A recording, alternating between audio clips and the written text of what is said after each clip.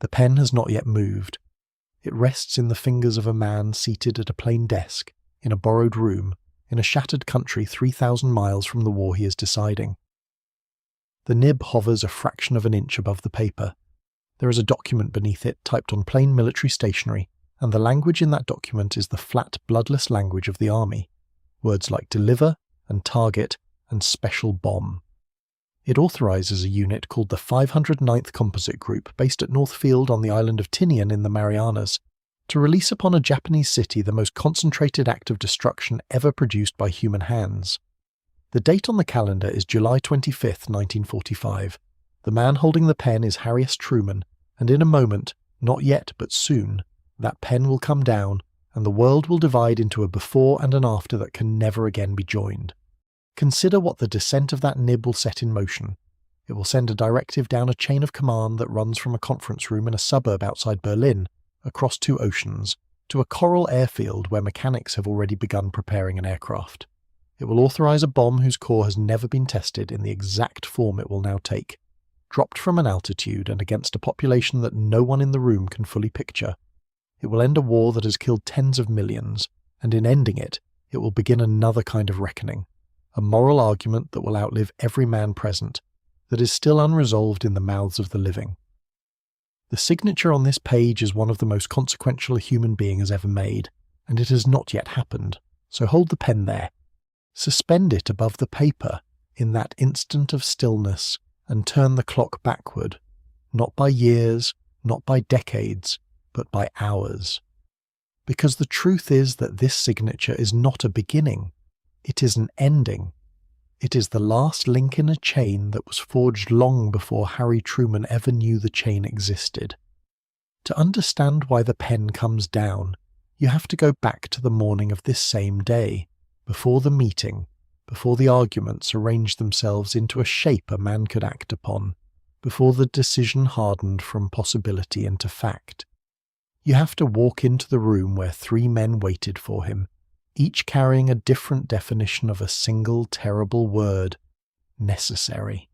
The signature will be earned, but it will be earned in the hours that precede it, and those hours begin now. Potsdam in the summer of 1945 is a place that smells of ash and lilac. It sits southwest of Berlin, a town of villas and lakes that the war has, by accident of geography, largely spared, while the capital a short drive away has been reduced to a landscape of the dead. The Allied leaders have gathered here, in a district called Babelsberg, in houses seized from German industrialists and party officials, to divide the ruins of the enemy they have defeated and to contemplate the enemy that still fights.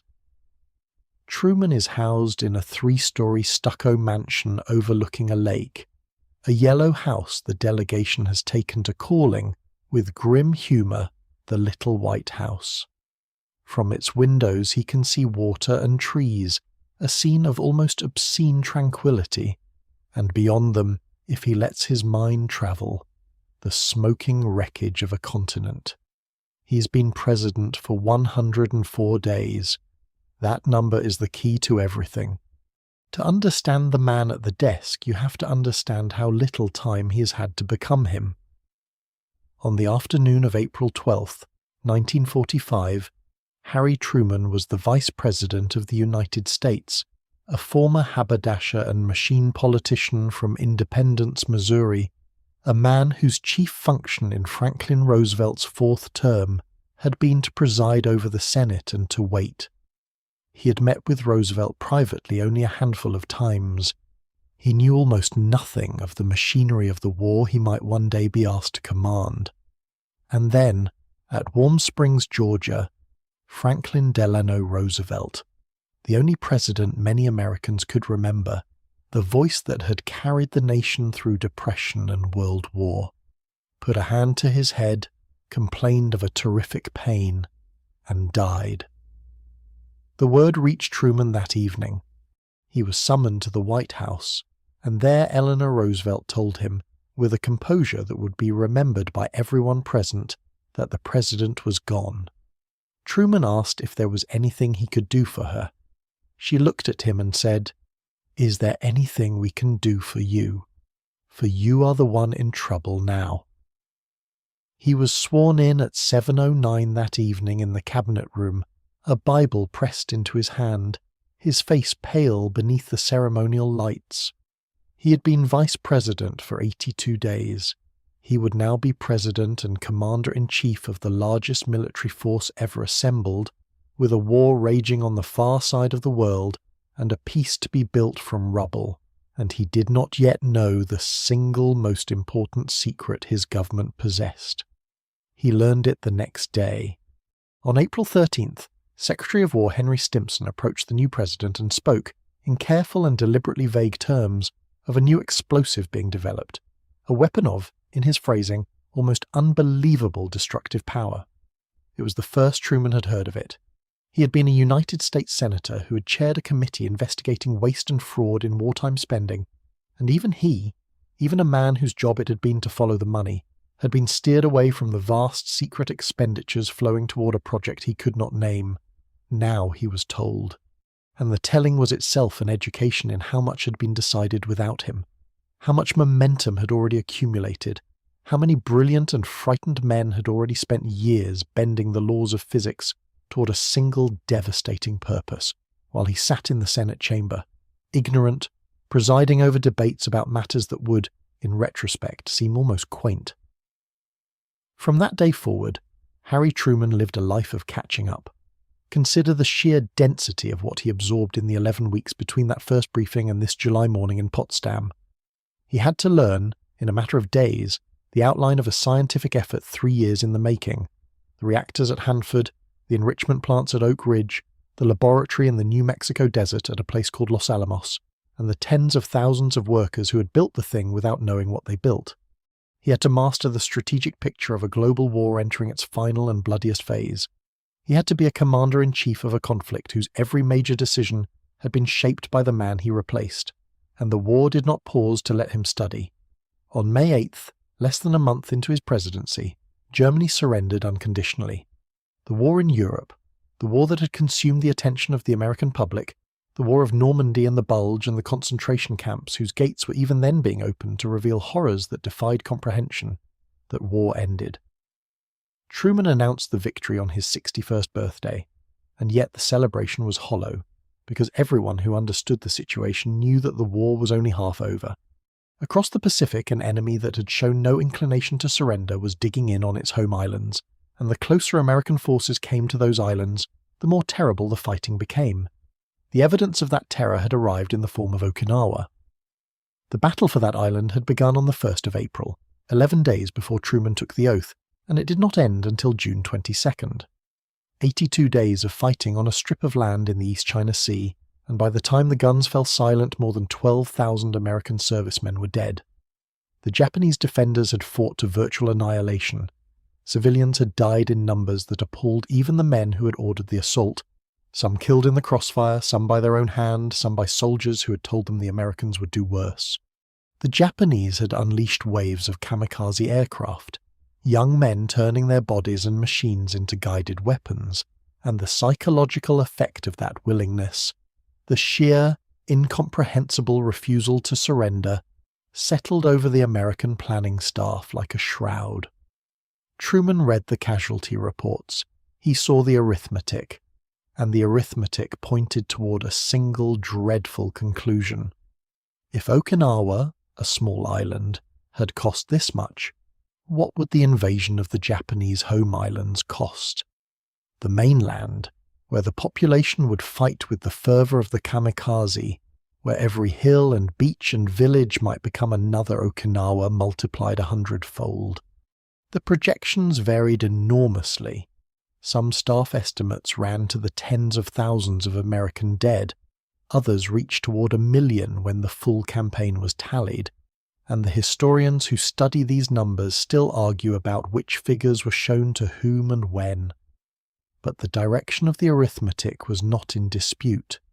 Every road to victory over Japan that ran through the beaches of Kyushu and the plains of the Kanto ran also through a scale of death that made men who had already seen too much of it recoil. This was the education Harry Truman received in 11 weeks. Not a seminar, not a leisurely apprenticeship, a trial by immersion in the accumulated momentum of a war machine that had been running for years and would not slow to accommodate a new hand on the controls. And when he boarded the cruiser Augusta and crossed the Atlantic to Europe, when he arrived at Potsdam on July 15th to sit across the table from Winston Churchill and Joseph Stalin, he did so as a man who had been president for barely 3 months and who was being asked to make decisions of a magnitude that would test the wisdom of any human being who had ever lived. He was, in the most precise sense, a man reacting to machinery set in motion long before he touched it. The Manhattan Project had not been his idea. The strategy for the Pacific had not been his design.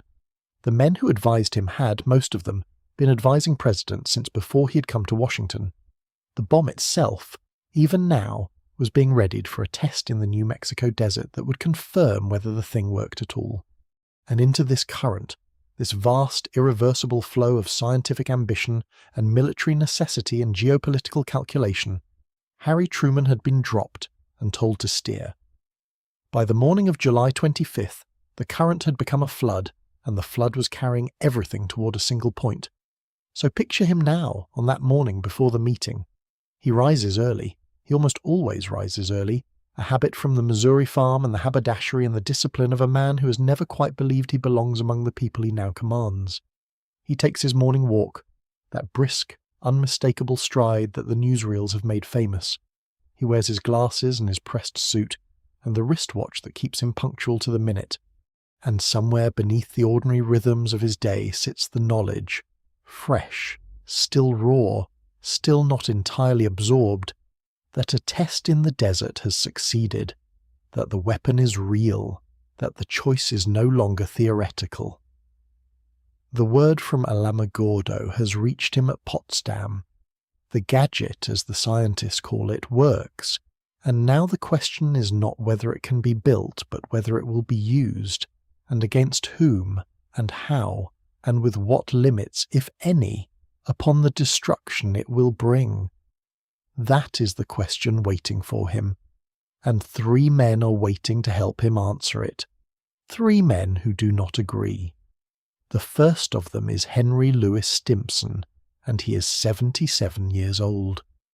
To understand Stimson is to understand a vanishing world. He's a Republican in a Democratic administration, a patrician from a New York of gentlemen's clubs and mahogany law offices, a man whose public service reaches back across the decades like the rings of an ancient tree. He served as Secretary of War under William Howard Taft. He served as Governor General of the Philippines. He served as Secretary of State under Herbert Hoover. And now, in the final crisis of the greatest war in history, he serves again as Secretary of War, called back by Roosevelt to lend his gravity and his experience to a cabinet fighting for the survival of civilization. 5 presidents have relied on Henry Stimson. He has, in a sense, spent his entire adult life in rooms where terrible decisions were made, and he has carried out of those rooms a conviction that has hardened into something like a creed. Stimson believes that warfare has laws. He believes, deep in the marrow of a man raised in the long afternoon of the 19th century, that even in the extremity of total war there remain lines a civilized nation must not cross, that the distinction between a soldier and a child is not a sentimental nicety, but the very thing that separates a just war from a massacre. He has watched, with a growing private anguish, the erosion of that distinction over the course of the war. He has watched cities burn. He has read the reports of the firebombing campaign against Japan, the raids that turned wooden cities into infernos and killed civilians in numbers that dwarfed the battlefield dead. And he carries this knowledge as a burden that visibly weighs upon him, a moral ledger he cannot close. For Stimson, the atomic bomb is not merely a weapon, it is a threshold. He understands, perhaps more clearly than anyone else who will enter the room that day, that the thing being contemplated is not simply a larger bomb, but a new category of human power, a power that will outlast the war, that will define the peace, that will hang over every generation to come. He has pressed, in the weeks leading to this moment, for warnings to be given to Japan. He has argued for the possibility that a demonstration of resolve, a chance for surrender, might avert the worst. He wants, If the weapon must be used, for it to be used against military targets, against the machinery of war rather than the mothers and children of a defeated people. He is not a dove. He has helped run a war that has killed on an industrial scale, but he is a man who wishes with the full force of his long life to preserve some remnant of the idea that there are things a nation ought not do, even to win. The second man is General George Catlett Marshall, and he is the architect. If Stimson is the conscience of the American war effort, Marshall is its mind. As Army Chief of Staff, he has overseen the transformation of a small peacetime force into the largest and most powerful army in the world. He built it. He organized it. He selected the commanders, Eisenhower among them, who led it to victory in Europe. He is a man of legendary discipline and reserve, so austere in his self-command that even Roosevelt never dared call him George. He does not raise his voice. He does not indulge in speculation. He organizes his thoughts the way an engineer organizes a bridge, in columns of load and stress and necessity. And when he speaks, presidents listen because they know that George Marshall does not waste words on anything he has not already weighed. Marshall approaches the bomb through the discipline of the professional soldier, and that discipline points relentlessly toward a single consideration: the cost of the alternatives. He has studied the invasion plans. He knows what Operation Downfall, or the projected assault on the Japanese home island, would require, and he knows what it would cost. He has seen the Okinawa figures. He has seen the projections for Kyushu. He is the man responsible, above all others, for the lives of the American soldiers who would have to wade ashore onto those beaches, and he cannot contemplate that prospect without measuring it against any means that might make it unnecessary. For Marshall, the question is not primarily moral in Stimson's sense. It is operational. What ends the war fastest? What saves the most American lives? What brings the boys home? The bomb enters his calculations as a variable in an equation whose other terms are written in the blood of an invasion that has not yet happened, and that he desperately wishes to prevent. And the third man is James Francis Burns, and Burns is looking past the war to the world that will follow it. Burns is the newcomer to this particular company, and yet, in another sense, the man closest to the president. He is a South Carolinian, a shrewd and formidable political operator who has held nearly every office a man can hold: congressman, senator, Supreme Court justice, wartime economic administrator, so powerful he was called the assistant president. Truman trusts him. Truman leans on him. And Burns has just been confirmed as Secretary of State, which makes him the chief diplomat of the United States at the precise moment when the shape of the post-war world is being decided in the villas of Potsdam.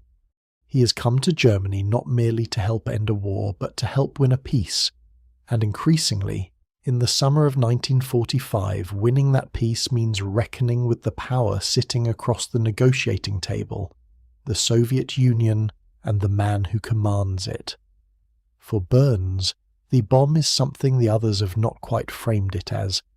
It is not only a weapon to end the war against Japan, it is an instrument, a card, a fact of unimaginable weight to be placed upon the diplomatic table where the fate of Eastern Europe and Asia is being decided.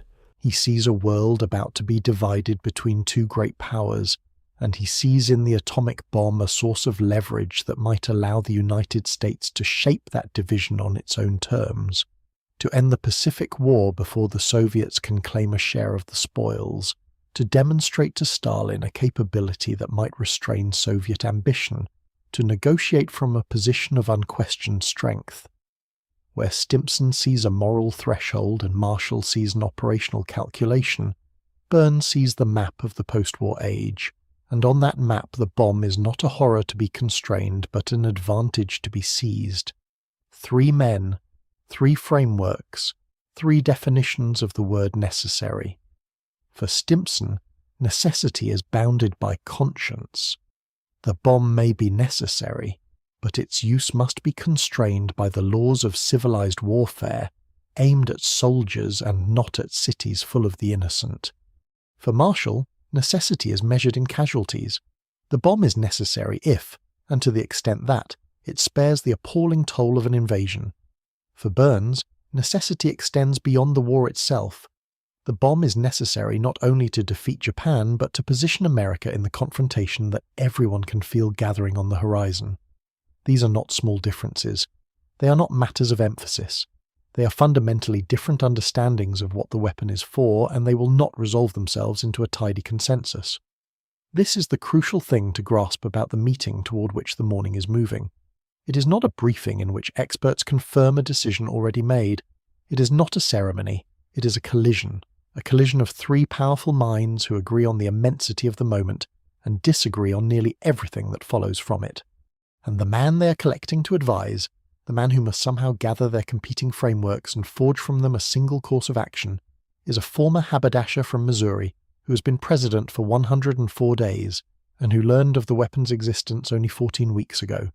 He will not have the luxury of postponement. The current is too strong. The test in the desert has succeeded. The bomber crews are training over the Pacific.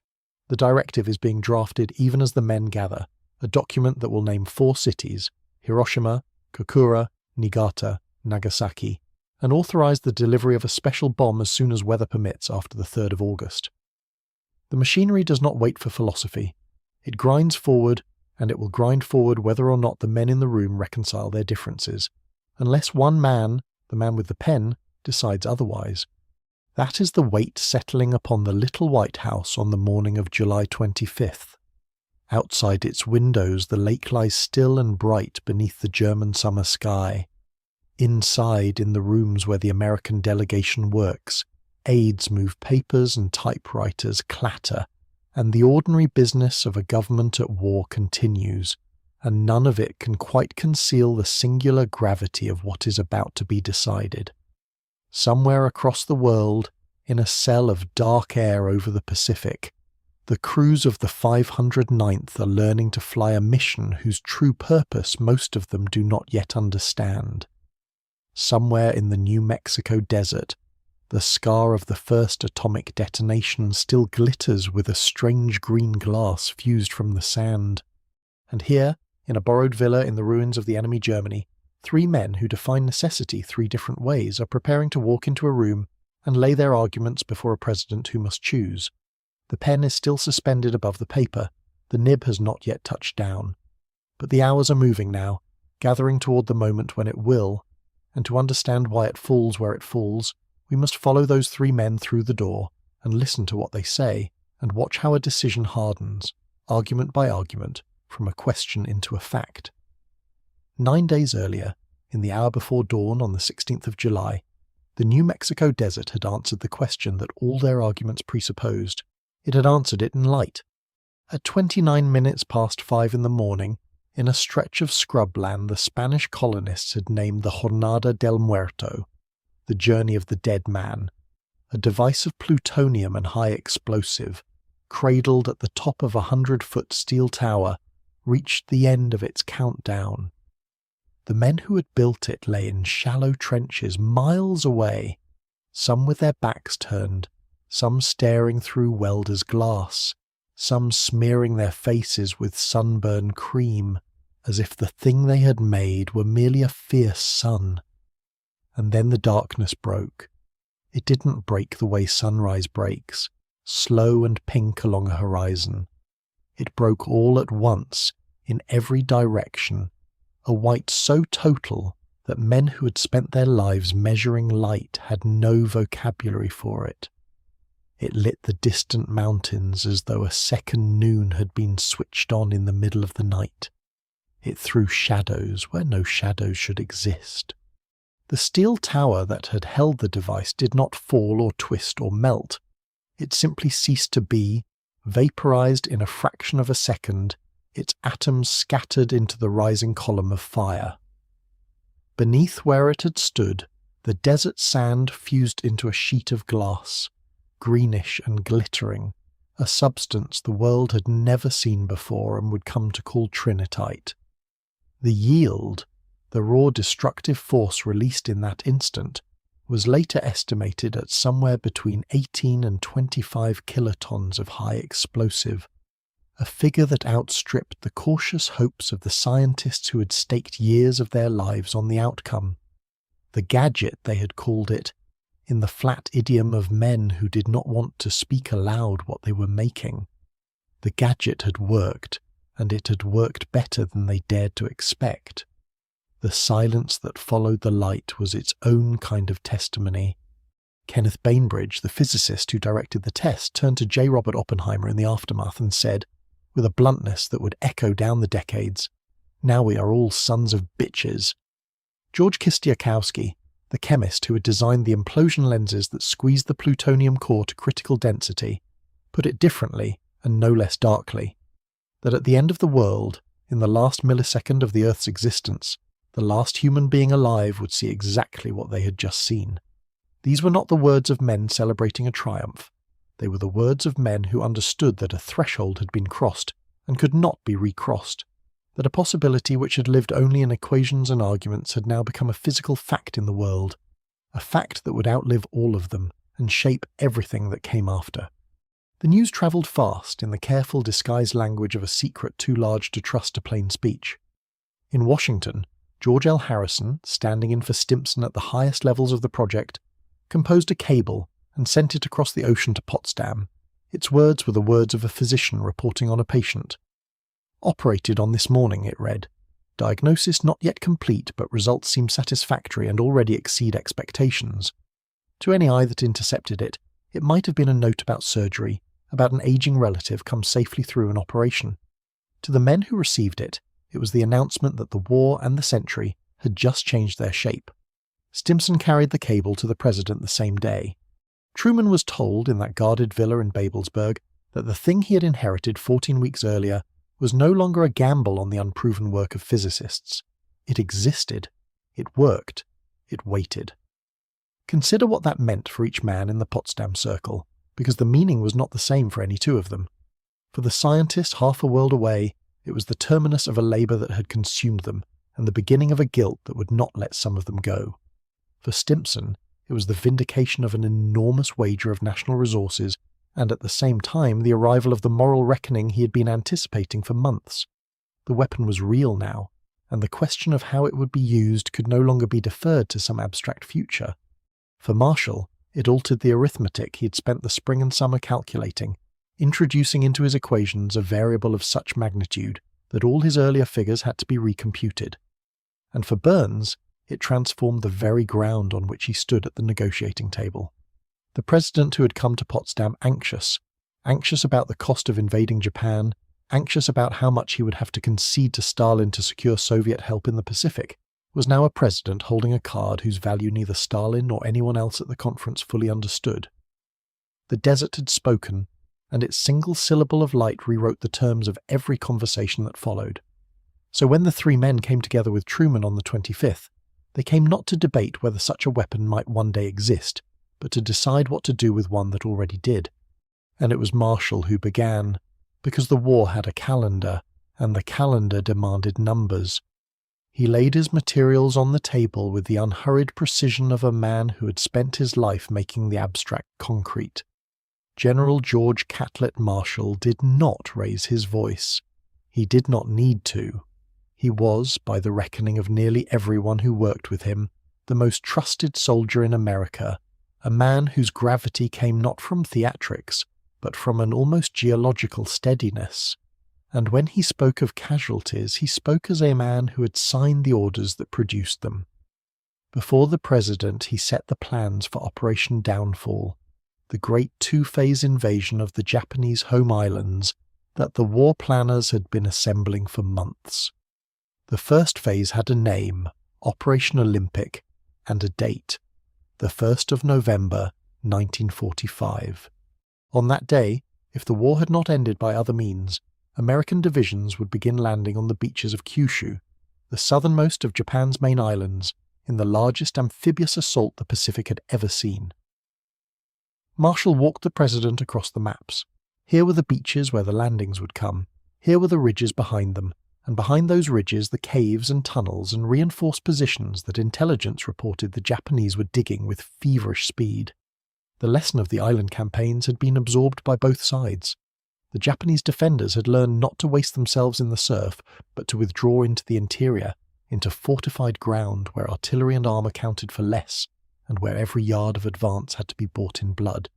Kyushu, the maps suggested, would be Okinawa's tactics multiplied across an entire home island, a landscape prepared for slaughter, its beaches ranged by guns, its heights honeycombed with underground works that no bombardment could reliably reach. And there was the matter of the kamikaze. Intelligence estimates warned that the Japanese were husbanding aircraft by the thousands, holding them back from the ordinary battles of the summer, saving them for the invasion fleet, a reserve of suicide planes to be flung against the transports and warships massing off Kyushu. At Okinawa, the kamikaze had already exacted a fearful price from the American Navy. At Kyushu, close to the home islands, launched from fields the Japanese knew intimately, against a fleet packed with the men who would make the landings, the toll could be catastrophic before a single soldier reached the shore. Then Marshall gave the president the numbers. This is the part that must be held still and looked at plainly, because it sat at the centre of everything Truman would decide. The casualty projections for the invasion varied enormously, because they rested on intelligence about Japanese strength that was itself uncertain and shifting. Some staff estimates for the entire two-phase invasion of Japan ran from 250,000 American casualties upward toward the figure of 1 million. Other estimates, prepared by other planners working from other assumptions, ran considerably lower. There was no single agreed-upon number, and honest history does not pretend there was. What there was, instead, was a range so wide and a flaw so terrible that even its most conservative version described a bloodletting on a scale America had not endured in the whole of the Pacific War to that point. And the Japanese figures dwarfed the American ones. Japanese casualties, soldiers and civilians together, in the fighting on the home islands, were projected in the millions. To make the abstraction real, Marshall reached for the one thing all of them understood, the campaign whose wounds were still fresh: Okinawa. It had ended barely a month earlier, on the 22nd of June, after 83 days of fighting that had ground down two armies and a civilian population caught between them. The figures Marshall carried were exact enough to be devastating. 12,520 American dead and more than 110,000 Japanese dead. An island. A single island, and it had cost that. Okinawa, Marshall implied, was not an aberration but a preview, a scale model of what waited on the home islands, where the defenders would fight not for an outlying possession, but for the sacred soil of Japan itself, where the emperor lived and the ancestors were buried. Magnify Okinawa across the beaches and ridges of Kyushu, and then across the plains of Honshu in the second phase, and the numbers on Marshall's papers stopped being numbers. They became the coming autumn and winter, filled with the telegrams that would arrive at farmhouses and city apartments across the United States, each one bearing a name. There was a further complication, and Marshall did not conceal it. The intelligence on Kyushu was not static, it was worsening by the week. Through the summer, American codebreakers and analysts had watched Japanese troop strength on the island climb, far beyond the numbers the invasion had originally been planned against. The enemy, it appeared, had correctly guessed where the blow would fall, and was reinforcing Kyushu at a rate that threatened to erase the margin of advantage the planners had counted on. Every week that passed, the beaches grew more crowded with defenders. The invasion that had looked costly in the spring looked costlier by the day. This was the current running beneath Marshall's presentation, not merely that downfall would be terrible, but that it was growing more terrible even as they sat there, that time was not neutral, that the price of the alternative to the bomb was rising in real time. Truman listened. He was not a man who pretended to military expertise he did not possess, and in Marshall he had an advisor whose judgment he had already learned to trust above almost any other. The general did not press a conclusion upon him. That was not Marshall's way. He laid out the arithmetic and let it speak, and the arithmetic said in its cold and undeniable language that the road to Tokyo across the beaches of Japan would be paved with a number of American dead that no president could contemplate without flinching, and that the alternative, a weapon that might end the war without any of those beaches ever being stormed, could not, in conscience, be set aside on the strength of scruple alone. But scruple had a voice in that room, and it belonged to the oldest man present. Henry Louis Stimson was 77 years old, and he carried in his person a kind of authority that neither Marshall's rank nor Burns's cunning could match. The authority of a long life spent inside the machinery of American power, and of a conscience that had never quite made its peace with what that machinery did. He had served presidents of both parties. He had been Secretary of War once before, under a different president in a different war-shadowed decade, and he had returned to the office an old man because his country asked it of him. He was, of all the men advising Truman, the one who had done the most to bring the bomb into being. He had overseen the vast secret enterprise, defended its budget, shielded it from prying eyes in Congress, and he was, at the same time, the one who had worked hardest to fence its use inside limits. His argument was the most complicated in the room precisely because it did not resolve cleanly into either yes or no. Stimson believed the bomb should be used. He also believed, with the full weight of his long moral education, that how it was used mattered enormously, that a nation could win a war and lose something more important in the winning, that the manner of victory would echo for generations after the guns fell silent. He had a vocabulary for these concerns, and it was worth attending to because it was the vocabulary of a genuine ethical tradition and not a fig leaf pinned over expedients. He spoke of military objectives, the principle that legitimate targets in war were the enemy's soldiers, sailors, factories, and fortifications, not the mass of its civilian population going about the business of living. He spoke of proportionality, the ancient idea that the violence employed must bear some rational relation to the end it served, that destruction beyond what victory required was not strength, but barbarism.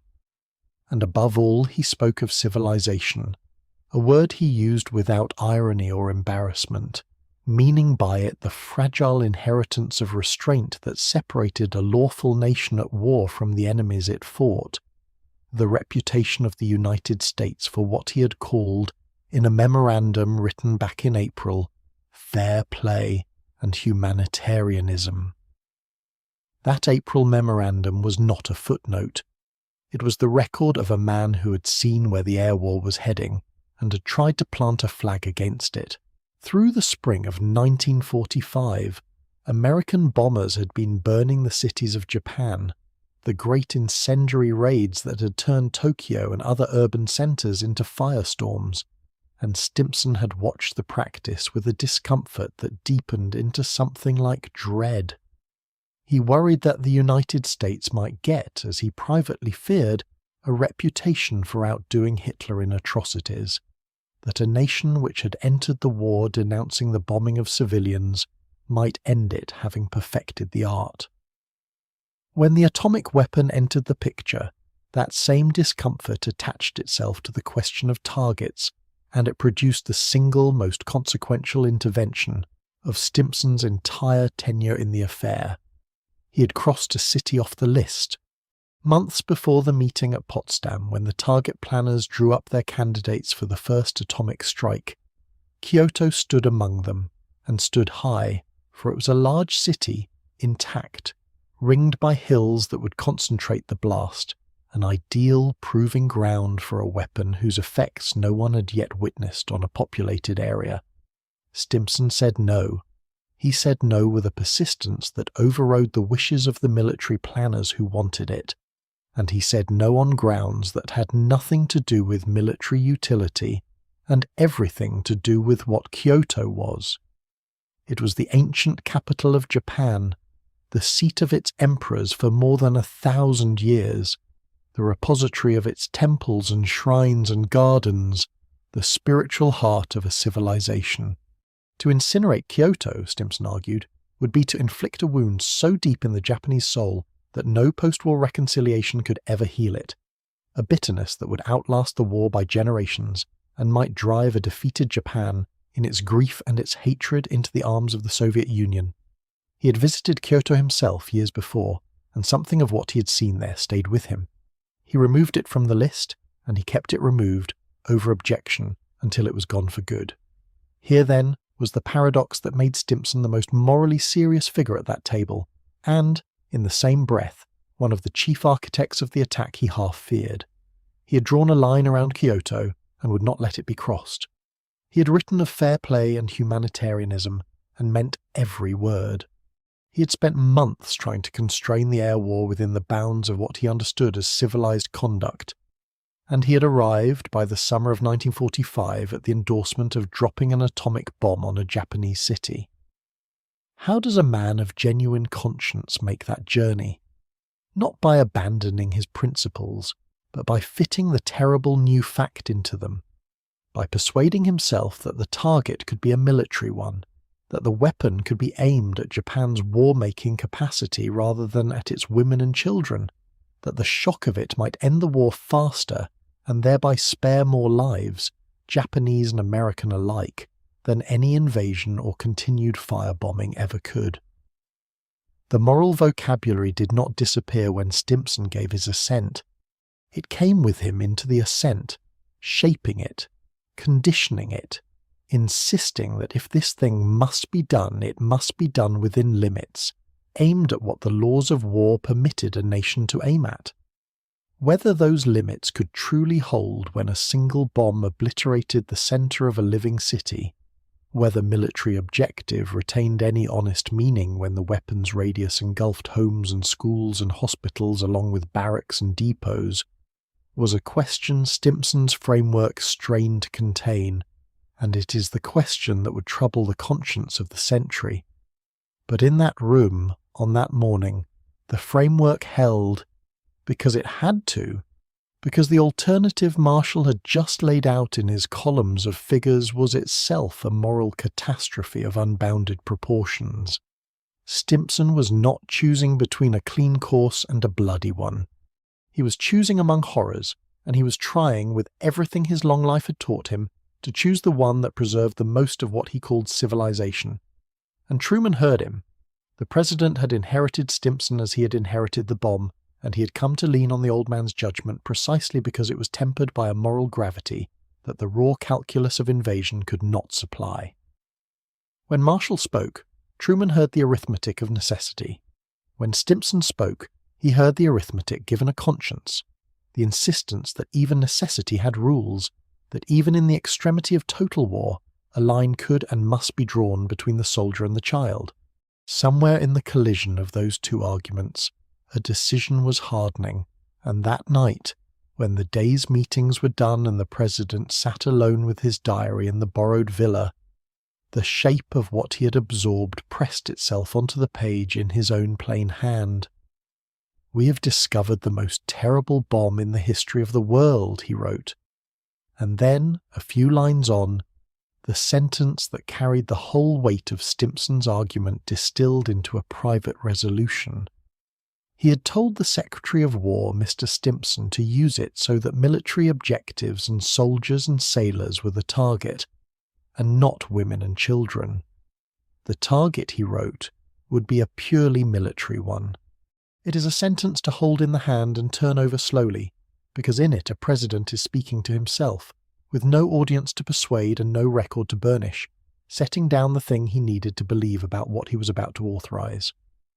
Whether the belief could survive contact with the weapon's actual effects, whether a city could be struck and only its soldiers die, was not a question the diary asked. The diary recorded a hope and a boundary, and a man reaching for the moral vocabulary of the oldest advisor in the room to steady himself against the arithmetic of the general. The directive was already moving through its channels even as the ink dried. Within the machinery of the War Department, the formal order was taking shape under the hand of the acting chief of staff, Thomas T. Handy, addressed to General Carl Spaatz, commanding the strategic air forces in the Pacific, the order that would authorize the 509th Composite Group to deliver its first special bomb on one of 4 cities as soon as weather permitted after the 3rd of August. The President's private resolution, and the Army's public instruction were converging now, the diary and the directive pointing toward the same threshold. But Marshall's arithmetic and Stimson's conscience were only two of the three frameworks that had entered the room, and the third man had not yet had his say. Before the third man speaks, it is worth staying a moment longer with the general, because Marshall's argument was the load-bearing beam of the entire structure, and a beam can be examined from more than one angle. His logic ran along a single line, straight as the roads his engineers cut through the Kyushu maps. The invasion was coming, the invasion would be catastrophic, and the bomb offered the one plausible means of cancelling the invasion before it began. Everything else in the room was ornament and qualification hung upon that beam. Stimson's conscience sought to shape how the bomb would be used. Burns, when his turn came, would argue why the timing mattered beyond Japan itself. But Marshall supplied the reason the weapon would be used at all, and he supplied it not as an advocate for destruction, but as a soldier trying to spend the fewest lives to reach the same end. There is a particular character to Marshall's reasoning that the columns of figures alone do not convey. He was not a man given to enthusiasm. Those who worked beside him described a coldness in his manner that was really discipline, a refusal to let feeling contaminate judgment, and it was precisely this quality that made his casualty projections land with such force. When Marshall said that Operation Olympic, the landing on Kyushu set for the 1st of November, would cost hundreds of thousands of American lives, and when he set beside that figure the far larger toll it would exact from the Japanese, soldier and civilian alike, he was not reaching for effect. He was reading the ledger as he read all ledgers, without inflection, and the flatness of his delivery gave the numbers a weight that rhetoric never could. Okinawa hung behind every sentence. 83 days of fighting on a single island had produced the casualty ratios his planners now extrapolated across the whole of the home islands, and the extrapolation was terrifying, not because it was speculative, but because it was grounded in an actual battle that had ended barely a month before, its dead still being counted, its lessons still fresh in the mouths of the men who had survived it. And yet within this argument, delivered by the man least likely to indulge in moral hesitation, there surfaced a moment that complicates every clean telling of the story. Marshall, the Army's highest officer, the architect of the invasion he was arguing to prevent, briefly raised the possibility of restraint. He gestured, however lightly, toward alternatives to dropping the bomb on a living city. The possibility of striking a purely military target, some naval installation, or concentration of troops away from the dense population of an urban centre, or the possibility of issuing an advance warning announcing to Japan that a weapon of unprecedented power would fall upon a named place, and allowing time for civilians to evacuate before it did. These were not idle musings. They were the instincts of a professional soldier who understood, perhaps better than the politicians around him, the distinction between a combatant and a bystander, and who felt the pull of that distinction even as he pressed the case for the weapon's use. He did not press these alternatives hard. That is the crucial texture of the moment. Marshall raised them and let them go, and the reasons he let them go are woven into his own operational framework so tightly that they cannot be separated from it. A strike on a purely military target, a fleet at anchor, an army in the field, would demonstrate the bomb's power, but it would not necessarily demonstrate its horror in a way that would shatter the will of a government that had already absorbed the firebombing of its cities without surrendering. The psychological blow that Marshall and the others believed the bomb might deliver depended, in a grim logic, on its falling where its effects could not be minimized or hidden, where the scale of the destruction would be undeniable and total. A military target in isolation risked being read by Tokyo as a fearsome new artillery piece, rather than as the end of the war itself. The advance warning failed in his framework for a reason that was at once more practical and more chilling. If the United States announced that a devastating weapon would fall on a specific city, Marshall reasoned, Japan would not simply evacuate that city's civilians. A nation mobilized for total war, a nation that had organized its women and children into home defense units and armed them with bamboo spears, would treat a warned zone not as a place to empty, but as a place to fill, with anti-aircraft batteries, with fighter interceptors, with every defensive asset that could be dragged into position to bring the delivering aircraft down before it reached the target. The single bomb, of which there were at first only so many, might be lost to a lucky gunner or a scrambled fighter, and its loss would not merely waste the weapon. It would harden Japanese resolve, convert the terror of the unknown into the confidence of a threat survived, and transform the atomic bomb from a war-ending shock into a propaganda gift for a regime desperate to persuade its people that the enemy could be endured. So the alternatives that the general himself had raised died in the general's own mouth, killed not by callousness, but by the internal logic of the argument he was there to make. And this is what makes the moment worth holding. It was not a hawk in the room who gestured at restraint and a dove who advocated destruction. It was the same man, in the same breath, who saw the moral distinction and then reasoned his way past it, and the fact that the army's highest officer felt the pull of that distinction at all tells us something about how heavy the decision sat, even on the shoulders best conditioned to bear it. Marshall's brief gesture toward warning and toward military targets was heard in the room. It was not acted upon, and its abandonment was not the product of a man who did not care, but of a man who had weighed restraint against the arithmetic and found the arithmetic, once again, to be the thing that would spend the fewest lives. Into this settled framework, the invasion to be prevented, the bomb to be used, the alternatives to its use on a city already considered and set aside, the third man now spoke, and when James Burns spoke, the entire register of the conversation shifted. Marshall had reasoned in casualties. Stimson had reasoned in conscience.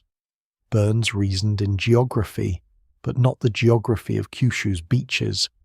His map was the map of after, the map of a world that would exist when the shooting stopped, and on that map the most consequential feature was not the ruin of Japan but the reach of the Soviet Union. Burns had been Secretary of State for barely 3 weeks, appointed on the 3rd of July, but he was no newcomer to power. He had served in the House and the Senate, sat on the Supreme Court, and run the domestic war economy so completely that he had been called, without irony, the assistant president under Roosevelt. He knew the machinery of American government from the inside as few men living did, and he had come to Potsdam as the president's closest political intimate, the man Truman trusted to read the intentions of others. And what Burns read in the summer of 1945 with a clarity that would define the next half-century was that the war against Japan was already becoming the opening move of a longer contest against the Soviet Union. The facts he built upon were not in dispute. At Yalta in February, Roosevelt had secured from Stalin a commitment that the Soviet Union would enter the Pacific War within 3 months of Germany's surrender. Germany had surrendered on the 8th of May. The arithmetic was simple. By roughly the middle of August, Soviet armies would pour across the Manchurian frontier and fall upon the Japanese forces there, opening a second front that Washington had, for years, actively wanted. In the framework of the invasion, in Marshall's world of Kyushu landings and casualty projections, Soviet entry was a blessing, a hammer that would pin down the million-man Japanese army in Manchuria and prevent its transfer home to defend the beaches. The military planners had sought Soviet involvement precisely because it promised to lighten the American burden. But Burns was no longer thinking in the framework of the invasion. He was thinking about the day Japan surrendered and about who would be standing on Japanese soil when it did. Germany offered the cautionary example, close at hand and freshly bleeding. Germany had been carved into occupation zones, Soviet and Western, and the seam between them was already hardening into something that felt permanent, a line across the heart of Europe on either side of which 2 incompatible visions of the future were digging in. Berlin itself sat marooned deep in the Soviet zone, divided and contested. Burns looked at that arrangement and saw its logic threatening to repeat itself in the Pacific. If Soviet armies were deeply engaged on Japanese territory when the surrender came, if they had bled for it, occupied portions of it, planted their flag on its northern islands, then Stalin would demand, and would have earned the standing to demand, an occupation zone of his own. Japan would be bifurcated as Germany had been, as Korea shortly would be, split along some line drawn not by geography or history, but by the accident of where the army stood when the guns went silent. The atomic bomb offered a way to prevent that outcome, and this was the heart of Burns's contribution to the room. If the bomb could force a sudden Japanese surrender, a surrender that came before Soviet armies were more than a few days into their advance, before they had shed enough blood or captured enough ground to justify a claim on the peace, then the post-war shape of Japan could be settled by the United States alone. The weapon that Marshall valued for ending the war before the invasion, Burns valued for ending the war before the Russians could plant their claim in it. It was the same weapon, dropped for the same reason at the same moment, but the reason had quietly acquired a second face, and the second face was turned not toward Tokyo, but toward Moscow. It is impossible to know precisely how much of this Burns laid out in the meeting, and how much Truman had already absorbed from him in the many private conversations the two men had shared aboard the Augusta and in the villas of Babelsberg. Burns was Truman's man, brought to Potsdam as much for counsel as for office, and the argument about Soviet leverage was not a single set-piece speech, but a running theme in the president's education during those July days. What can be said with confidence is that the argument aligned with instincts Truman was rapidly developing on his own. He had met Stalin for the first time on the 17th of July, just over a week earlier, and the encounter had left him wary in a way that coloured everything that followed. Truman had come to Potsdam prepared, in the manner of a plain-spoken Missouri politician, to take the measure of the man across the table, and the measure he took was of an adversary rather than an ally, a shrewd, patient, unreadable figure whose commitments Truman was learning to weigh against the possibility that they would not be kept. This is where the story acquires its most uncomfortable dimension, and it is a dimension that must be stated plainly rather than smoothed over. By the time of the July 25th meeting, the atomic bomb was being considered along two axes at once. Along the first axis, it was a weapon against Japan, a means of ending a war that Marshall's figures said would otherwise cost hundreds of thousands of lives. Along the second axis, it was a signal to the Soviet Union, a demonstration of American power, and a mechanism for closing the war on American terms before Stalin could impose his own. These two purposes did not contradict each other. They pointed toward the same action, the same target list, the same date, but they were not the same purpose, and the presence of the second one, the geopolitical one, the one that looked past Japan to the contest that would define the rest of the century, means that the clean moral question of whether the bomb was necessary to defeat Japan cannot be answered in isolation. Burns had introduced a factor that had nothing to do with Japan's defeat and everything to do with the world that would follow it, and once that factor entered the room, it could not be removed from the calculation. Whether the bomb was aimed at Hiroshima or at Moscow is a question that has no single answer, because in the summer of 1945 it was aimed, in the minds of the men deciding, at both. The historian's honest position is not to resolve the ambiguity, but to hold it, to acknowledge that necessity and advantage had become entangled, that the argument for ending the war quickly and the argument for excluding Stalin from the peace had fused into a single justification, and that no one in that room, perhaps not even the men themselves, could have cleanly separated the two. Truman absorbed Burns's argument as he had absorbed Marshall's and Stimson's, and it settled into the same hardening resolution. But before that resolution could complete itself, the meeting turned, as such meetings did, and as the record suggests this one did in some form, to a reckoning with the alternatives. For there were alternatives. The choice before Truman was not, whatever later tellings implied, a stark binary between the bomb and the invasion. Between those two poles lay a range of other courses, each of which had its advocates somewhere in the sprawling apparatus of the American war effort, and each of which was examined, at least glancingly, and set aside. The first alternative was the technical demonstration, the proposal that the United States detonate the bomb somewhere its power could be witnessed without immediately killing tens of thousands of people. Some imagined an uninhabited island, an atoll or a stretch of empty ocean, to which international observers or Japanese representatives might be invited. Others imagined announcing a target in advance and striking it after warning. The appeal was obvious. Prove the weapon's existence, prove its terrible power, and give Japan the chance to surrender before the full horror was visited upon a city.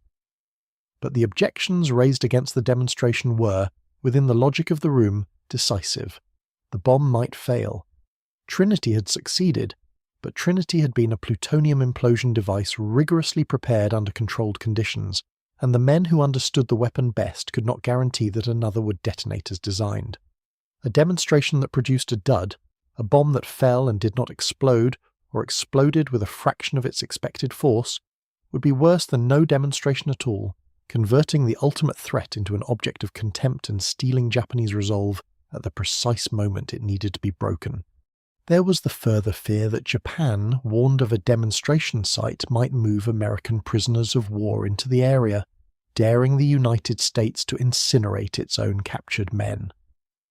And underlying all of it was the same conviction that had killed Marshall's gesture toward a warning, that the shock value of the bomb, its capacity to end the war through sheer overwhelming demonstration of the unthinkable, would be squandered if the first use were anything less than the real thing falling on a real target with undeniable, unhideable effect.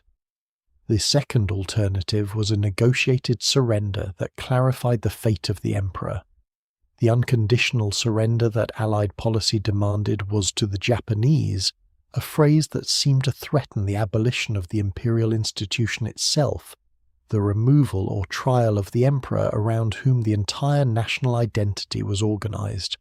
Stimson, with the long view that 77 years had given him, believed that offering Japan an assurance on this single point, a guarantee that the emperor's position would be preserved, might unlock a surrender without either bomb or invasion. It was a genuine possibility, argued by a genuine advocate.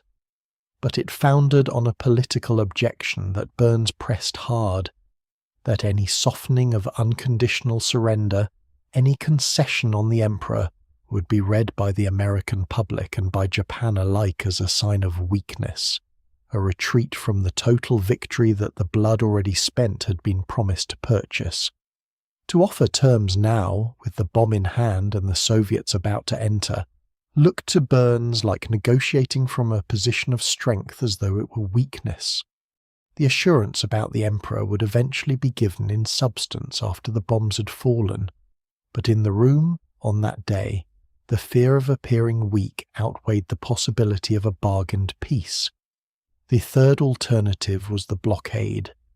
Japan was an island nation, its cities dependent on imported food, and its war economy dependent on imported oil and raw materials, and the American submarine and air campaign had already strangled its shipping to the point of collapse.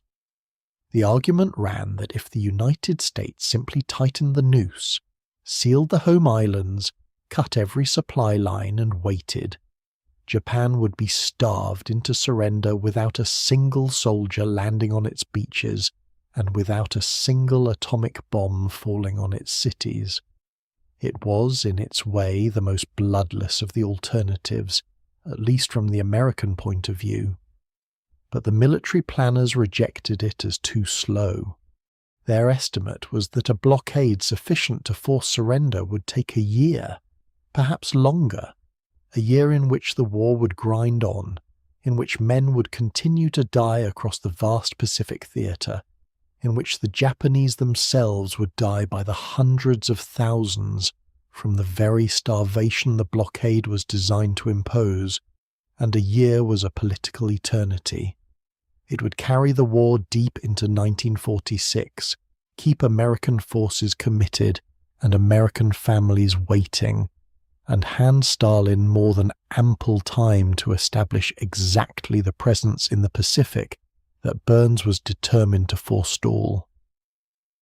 The blockade did not spend fewer lives. It spent them more slowly, and it spent time the decision-makers believed they did not have. The fourth alternative was simply to wait for the Soviets, to let the mid-August entry of Russian armies deliver the shock that would break Japanese resistance, forcing surrender without either the invasion or the bomb. But this course, which the military had once actively sought, had curdled by late July into the very outcome Burns was working to prevent. To rely on the Soviets to end the war was to invite the Soviets to shape the peace, to hand Stalin the leverage in Japan that he had already secured in Eastern Europe. What had been a strategic asset in the framework of the invasion had become a strategic liability in the framework of the post-war world, and Truman's advisors were no longer willing to make Japan's surrender a joint Soviet-American achievement.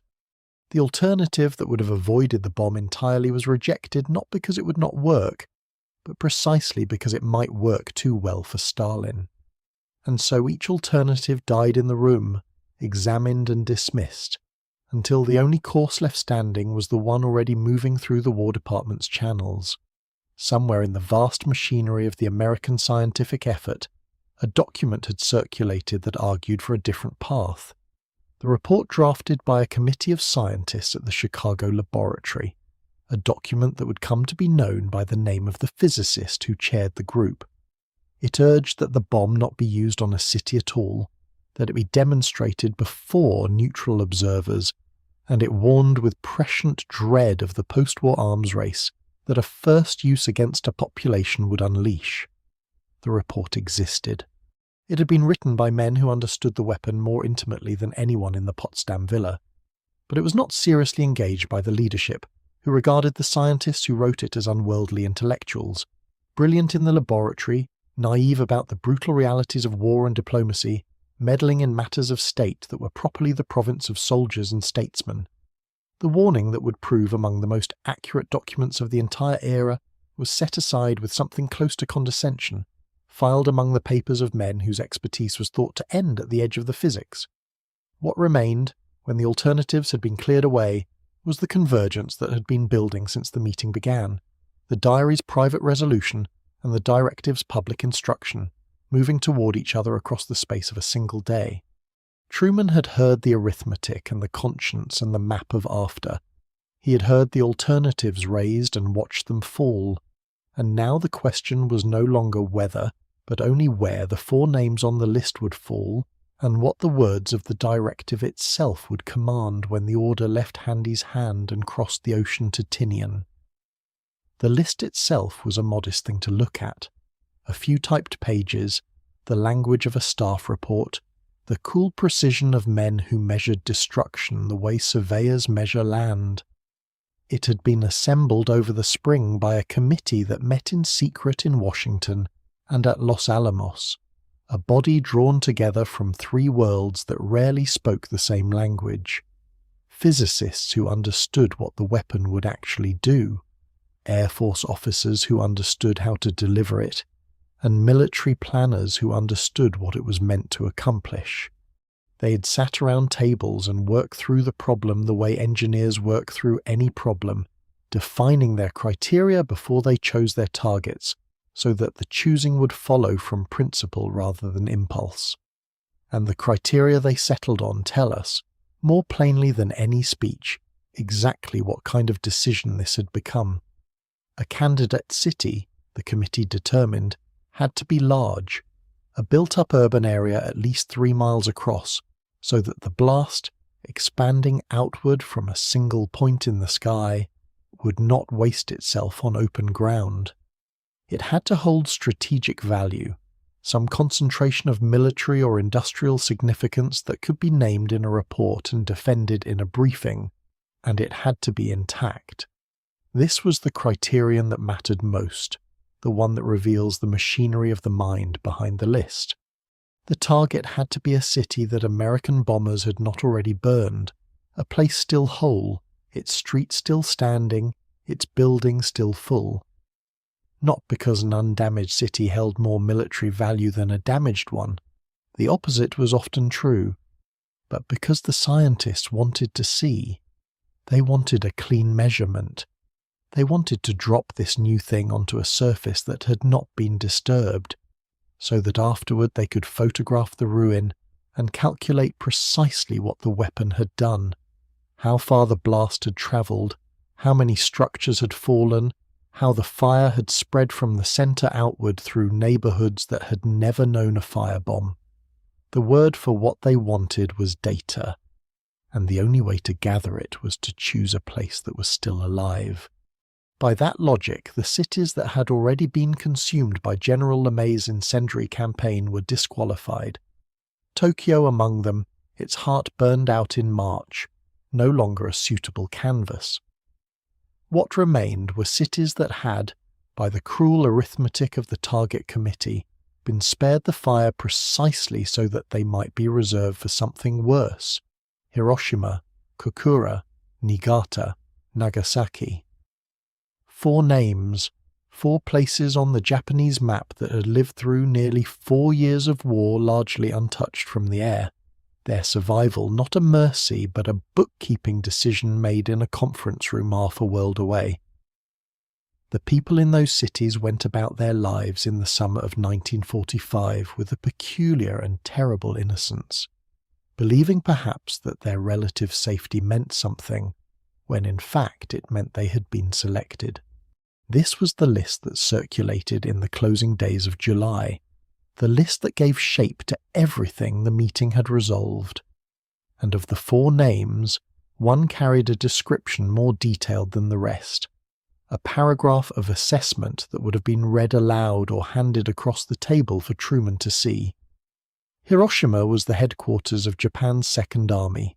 It was a major military port, a staging point for the movement of troops and supplies, a node in the machinery of the Japanese war effort that could be described, honestly and without strain, as a target of military value. And in the same breath, in the same clinical documents, it was described as a dense urban centre, holding a population of roughly 350,000 people. 350,000. The number sat there on the page, one figure among the tables of aiming points and blast radii and expected casualties, given no more emphasis than the coordinates that surrounded it. That was the achievement of the language, the great, quiet, corrosive achievement of the target documents. They had rendered a city of 350,000 living human beings into a variable in an equation, a value to be entered alongside the diameter of the built-up area and the estimated overpressure at ground zero. The people were not absent from the calculation. They were present in it, accounted for, tallied. But they were present as a quantity, not as a fact of flesh. And the difference between those 2 ways of holding the same truth is the difference between a decision a man can make and a horror he cannot bear to face. Consider the phrases themselves. Aiming point, the spot chosen with care over which the bomb should detonate for maximum effect, often a bridge or a plaza selected because its geometry would spread the blast most efficiently across the surrounding grid of streets and homes. Blast radius, the distance measured in feet and then in miles, out to which the shockwave would flatten what stood in its path, a series of concentric circles drawn on a map, each ring a gradient of destruction. Expected casualties, the projected count of the dead and the wounded produced not from cruelty but from method, because a competent staff estimates the consequences of any operation it plans, and this was, in the eyes of the men who wrote it, an operation to be planned like any other. There is no rage in such language. There is no grief, no horror, no image of a mother clutching a child in a doorway as the light comes. There is only the vocabulary of the profession, deployed with the same detachment a physician might bring to a diagnosis, or a builder to a set of plans. And that detachment was not accidental. It was, in a sense, the point. Not consciously, not as a scheme, but as the natural product of the way institutions process unbearable things. To do the work at all, the men who did it had to hold the human content at arm's length, to translate the burning of a city into a set of parameters that could be discussed in a conference room without anyone breaking down or walking out. The clinical language was the psychological instrument that made the moral weight portable. It let a decision this vast be carried from desk to desk, from Washington to Potsdam, from the target committee to the president, without ever fully arriving as the thing it was. And so when the list reached Truman, when the description of Hiroshima crossed his field of vision, the Second Army headquarters, the military port, the 350,000, he received it in that translated form. He received a target with military value and a population figure, and the framing of the document invited him, as it had invited everyone before him, to attend to the first and hold the second at a distance. The moral content of the decision was not hidden from him. It was simply presented in a way that made it easier not to look at directly. That was the quiet function of every page in the folder, to keep the fire on the far side of the language. The men in the room had a name for the frame that let them hold all of this. They called it military necessity, and they leaned on it, each in his own register, until it bore the full weight of the choice. Truman leaned on it. Stimson, the old lawyer with his ledger of proportion, leaned on it most carefully of all. The bomb, they told themselves and one another, was a means to an end. The end of the war, and with it the end of the dying that would otherwise stretch on for months or years across the Pacific. A weapon that ended the war faster spared more lives than it cost, and in that calculation lay the moral permission for everything the list contained. The hundreds of thousands who might die in a single flash were weighed against the greater number who would die without it. The American soldiers on the beaches of Kyushu, the Japanese soldiers dug into the hills, the civilians starving under the blockade, the prisoners in the camps, the whole grinding continuation of a conflict that had already killed on a scale the human mind cannot properly hold. Against that the argument ran. The bomb was not an escalation but a mercy, a horror deployed to forestall a greater horror. And to steady themselves further, they reached for a comparison that seemed, on its surface, to settle the moral question entirely.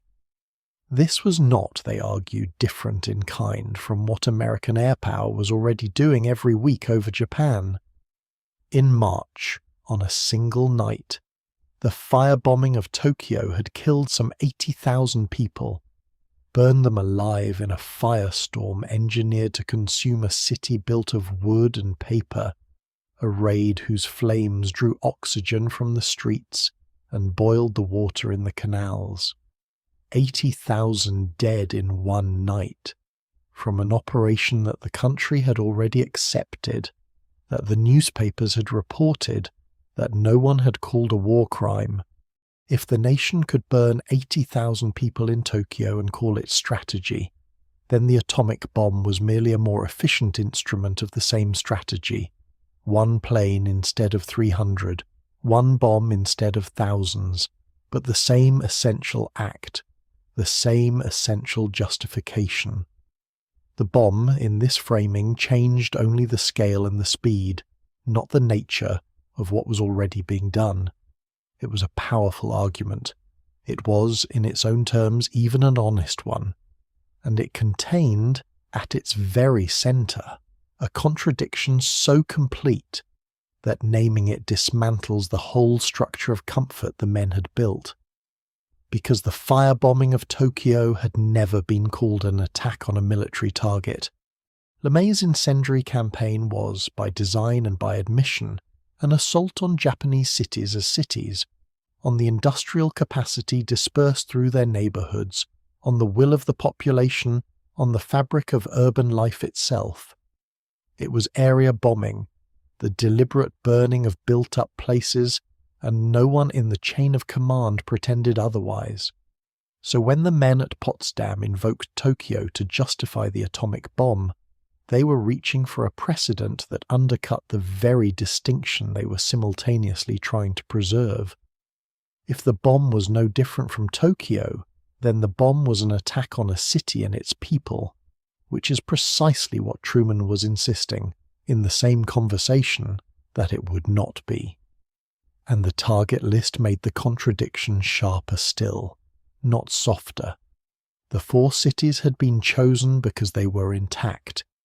They had been reserved from the firebombing campaign, held back from LeMay's fires, specifically so that they would be whole and full when the atomic bomb fell, so that the effect on a living city could be measured. The criterion that governed the selection was, in its plainest reading, a requirement that the target be populated. Not incidentally populated, not populated as an unfortunate feature of an otherwise military objective, populated as a condition of selection, because an empty city or a burned one would not yield the data the scientist wanted. The men had built into the choosing of the target the very thing that the moral framing insisted they were not doing. They were selecting cities to be destroyed while people lived in them, and they were doing it on purpose, and they were at the same moment telling themselves that the target was a purely military one. This is the gap. On one side of it stands the language spoken in the room: military necessity, proportionality, no different in kind, military objectives and not women and children. On the other side stands the reality of the documents on the table: intact urban areas of 350,000 people, chosen because they were intact, chosen so the effect could be seen. The two do not meet. They cannot be made to meet, no matter how the argument is arranged, and the men in the room did not see the gap, or did not let themselves see it, because to see it fully would have been to lose the frame that made the decision bearable, and the decision had already, in every practical sense, been made. It would be too easy and too dishonest to end there, to name the contradiction and let it become an indictment, as though the men who sat in that villa were monsters practicing deliberate cruelty behind a veil of pretty words. That is not what the record shows. What the record shows is subtler and in its way more disturbing. These men believed what they said. Stimson in particular agonized over the moral limits of the weapon, struck Kyoto from the list to spare a cultural treasure, held himself to a standard of proportion that he genuinely felt.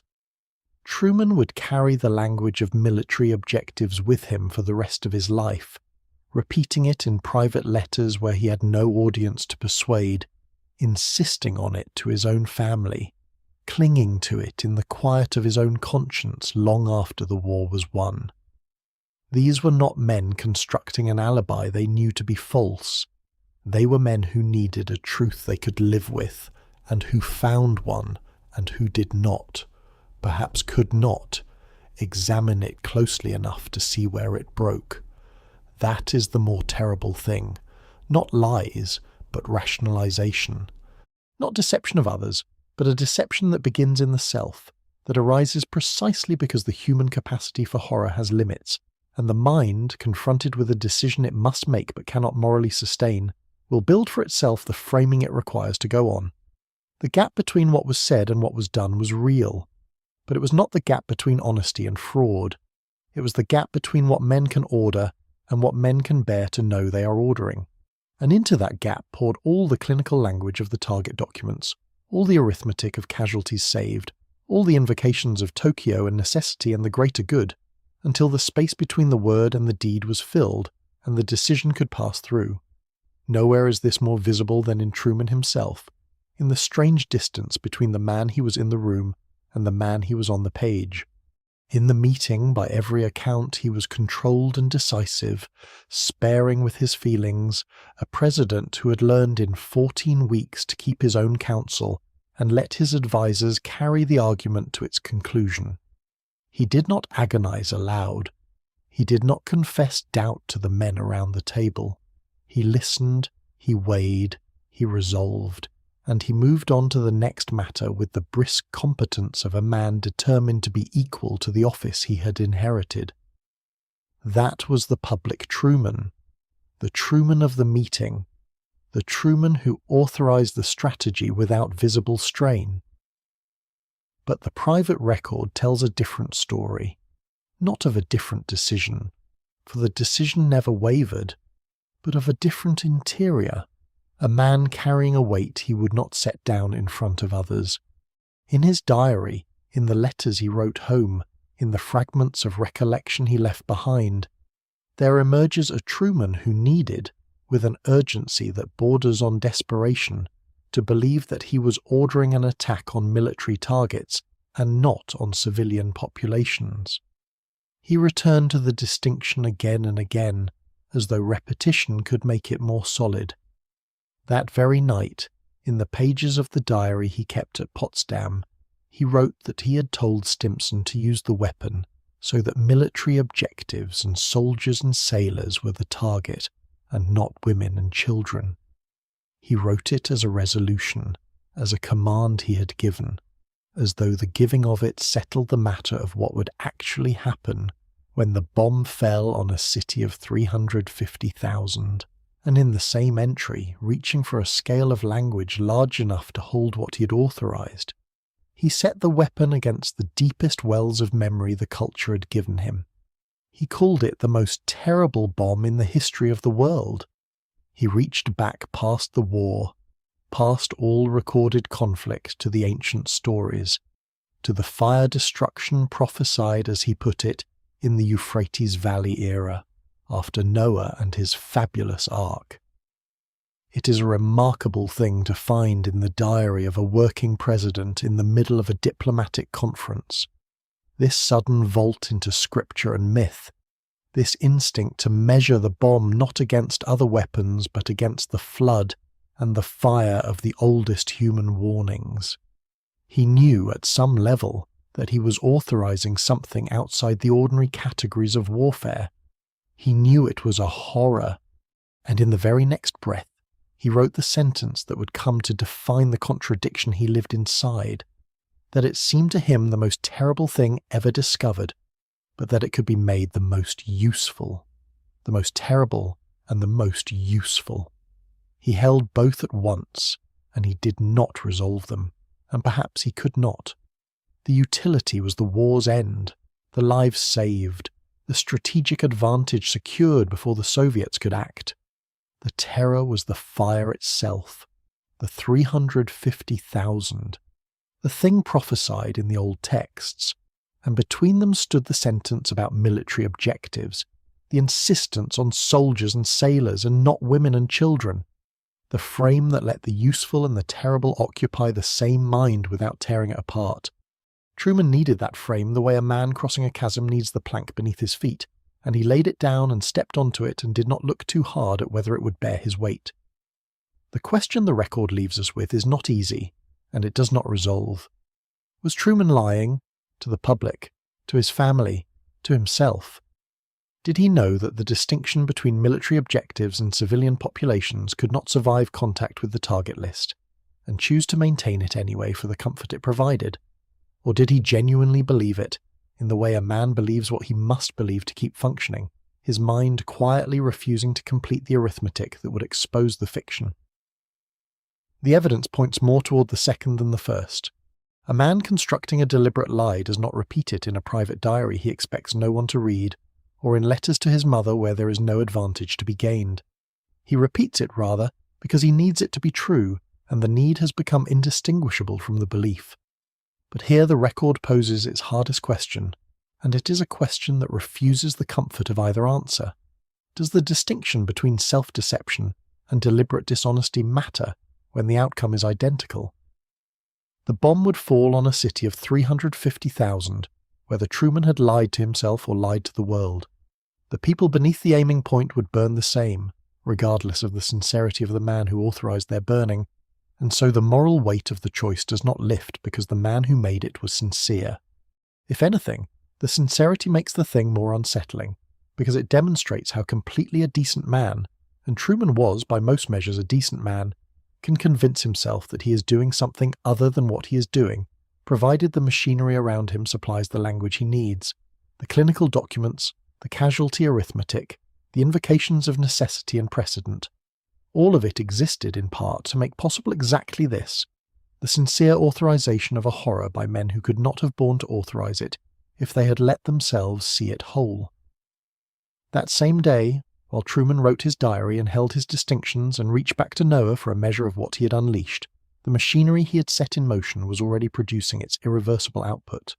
In the War Department's channels, moving with the quiet efficiency the whole enterprise had cultivated, the directive was taking its final form under the hand of the acting Chief of Staff, General Thomas Handy, the instruction to General Carl Spaatz, commander of the Strategic Air Forces in the Pacific, authorizing the 509th Composite Group to deliver its first special bomb as soon as weather permitted after the 3rd of August.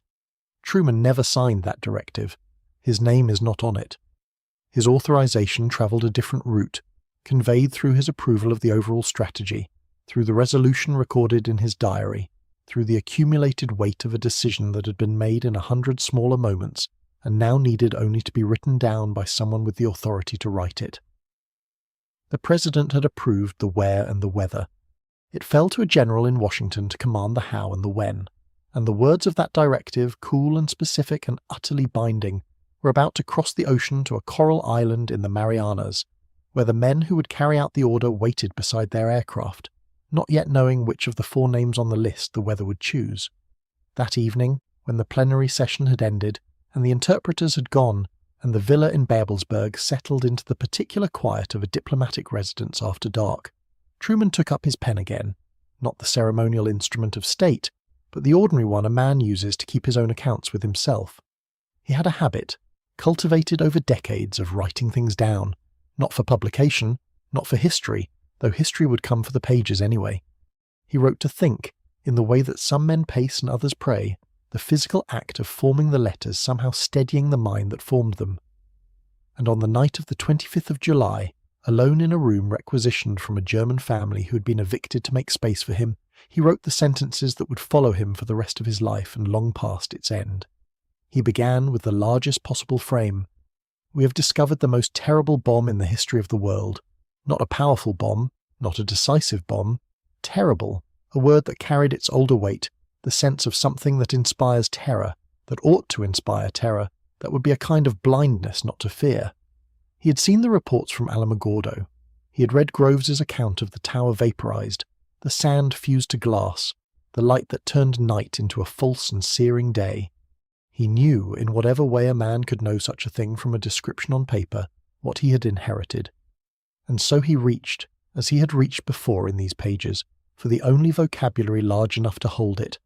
Not the vocabulary of ordnance or tonnage, but the vocabulary of Scripture. The fire destruction prophesied in the Euphrates Valley era. The flood. The end of a world by water, now answered by an end of a world by fire, and the man holding the fire understood himself to be standing in a lineage that ran back past every war he had ever studied, back to the oldest stories human beings had told themselves about the wrath that ends things. That was the frame. And then, within it, the sentence that mattered most to him, the one he would need most and repeat most and lean on most heavily for the rest of his days. I have told the Secretary of War, Mr. Stimson, to use it so that military objectives and soldiers and sailors are the target and not women and children. Read it slowly, because he wrote it slowly, and because everything he was trying to be in that moment is compressed into its clauses. It is first an instruction, a command given and recorded, evidence of authority exercised responsibly. It is second, a moral boundary, drawn with the specific tenderness of a man who has children of his own and a mother still living, and who cannot let himself imagine the alternative. Military objectives, soldiers and sailors, the uniformed, the armed, the legitimate. And on the other side of the line he was drawing women and children. The words are not abstract. They are the most concrete words a person can use to name the innocent. He was telling himself, in his own private hand, that he had built a wall between the war he was authorizing and the horror he could not bear to authorize, and that Stimson, the old man with the ledger of civilization in his head, would keep that wall standing. But the sentence that follows complicates everything, because it reveals the mind that was writing, and the mind was not clean. Even if the Japs are savages, ruthless, merciless and fanatic, we as the leader of the world for the common welfare cannot drop this terrible bomb on the old capital or on the new. there it is, the racial contempt sitting in the same breath as the moral restraint, the two of them not in tension in his mind, but somehow reinforcing each other. He's telling himself that the enemy is beneath the mercy he is nonetheless extending. Savages, ruthless, merciless, fanatic. The language of a nation 4 years into a war that had begun for it at Pearl Harbor, a war narrated to the American public in terms that stripped the Japanese of the individual humanity Germans were more often allowed to keep. It was the common speech of the moment, in newsreels and newspapers and the mouths of men who would have described themselves as decent. Truman did not invent it. He absorbed it, as nearly everyone around him had absorbed it, and it sat in his diary now as casually as a weather observation. And yet notice what the contempt is doing in the sentence. It is not licensing the atrocity. It is being overruled by the restraint, even if they are savages, even granting the worst of what he's been told to believe about them. We cannot drop this bomb on the old capital or on the new.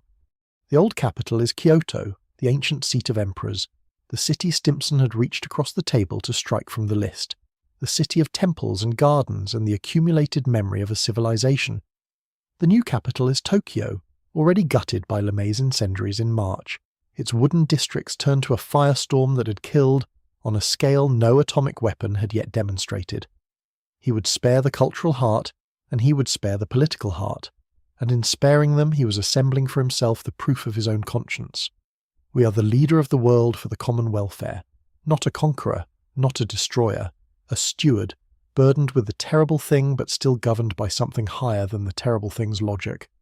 He was, of course, writing this on the same day the target list sat on the desk, and the target list named Hiroshima and Kokura and Niigata and Nagasaki, cities of hundreds of thousands, cities full of the women and children his restraint claimed to protect, cities chosen precisely because they were intact and populated, and would therefore yield clean data about what the bomb did to intact and populated places. The wall he was building in his diary did not survive contact with the list, and some part of him, the part that had studied the documents and asked the questions, must have known it did not. But the diary is not the place where that knowledge lived. The diary is the place where the other knowledge lived.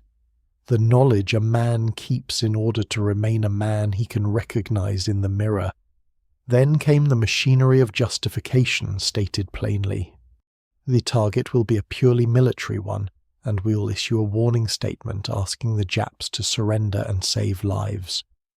The warning statement was the Potsdam Declaration, which would be issued the following day, the 26th, a document already drafted, already agreed among the Allies, that would call upon Japan to surrender unconditionally or face prompt and utter destruction.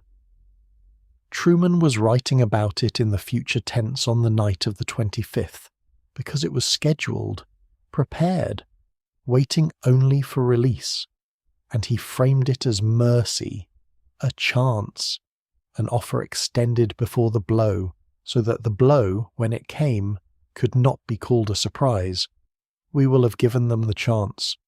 But read the final clause, because it is the most revealing thing in the entire entry, and it undoes the sentence that precedes it. I'm sure they will not do that, but we will have given them the chance. He was certain the warning would fail. He wrote it down.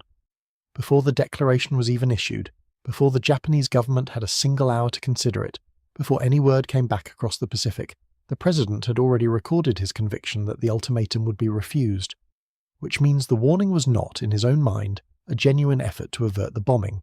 It was a procedure to be completed, a box to be checked, a chance offered by a man who was sure it would not be taken, so that the offering itself and not the outcome could become the moral fact he pointed to afterward. We gave them the chance. The failure was theirs, not his. He had done the decent thing by asking, and the asking absolved him of the answer. There is a terrible economy in that final clause. It removes the burden of hope from the moment of decision. A man who genuinely hoped the warning might work would have to live, in the days after issuing it, with the agonizing suspense of waiting to see, with the possibility that the bomb might not need to fall at all, and with the corresponding weight of choosing to drop it if the answer came back wrong. But a man who is already sure the warning will fail has spared himself that suspense. He has pre-written the ending. The declaration would go out, the refusal would come back, the bomb would fall, and each step would feel less like a choice than like the unfolding of something that had already been decided by the enemy's own intransigence. Truman was not lying when he wrote, "We will have given them the chance." He was arranging his conscience so that the chance and its refusal would carry the moral weight he could not carry himself. And so the diary entry of July 25th is not a record of a decision being made. The decision had been made by 100 smaller acts across 3 months in the meetings and the memoranda and the target committee's clean criteria and the casualty projections that ran to 1 million men. The diary is a record of a man reconciling himself to a decision already made, assembling, in his own hand and for no audience but himself, the architecture of belief that would let him bear it, the apocalyptic frame that made the bomb a force of scripture rather than a thing he had chosen, the moral boundary that placed him on the side of the innocent even as the list in the next room condemned them, the contempt that made the enemy less deserving of the mercy he was extending, and the certainty of failure that transformed his ultimatum from a hope into a formality. Every element of the entry does the same work. Every element lets the man live with the morning that was coming. He closed the diary. Somewhere in the villa the lights were going out, one room at a time, and the German summer night lay over Babelsberg, over the lake, over the ruined city beyond where the war he had inherited had already answered the question of what happens to cities in the age of the bomber. He would sleep or he would not. The pages do not say. The meeting that had produced all of this ended the way such meetings end, which is to say, without ceremony. This is the part the imagination resists, because the imagination wants great decisions to look like great decisions, wants the room to darken and the voices to fall, and some final terrible word to be spoken before the deed is sealed. But that is not how the room emptied on the 25th of July. Stimson did not reverse himself. The old man had made his argument for restraint, had struck Kyoto from the list, had drawn the lines he needed drawn, and having drawn them he did not stand at the last moment and say that the whole enterprise was a horror that should be stopped. His conscience had done its work in the margins, and the margins were where it stayed. Marshall did not return to the alternatives he had briefly raised and set aside. The military-only target that could not be found, the advance warning that would forfeit surprise and risk the scarce and irreplaceable weapon. He had considered them as a professional considers all options, and dismissed them as a professional dismisses the ones that do not serve the objective. He did not press them again. Burns did not expand the geopolitical case, did not repeat the argument about the Soviets and the occupation zones and the closing window before Stalin's armies moved into Manchuria. He had said what he came to say, and Truman did not ask for more time. He did not request another study, another projection, another day to think. There was nothing left to think about that had not already been thought. 4 men arrived by 4 different routes at the same destination. Stimson by the path of a conscience that permitted the act if it observed certain limits. Marshall by the path of the invasion arithmetic and the bodies it promised.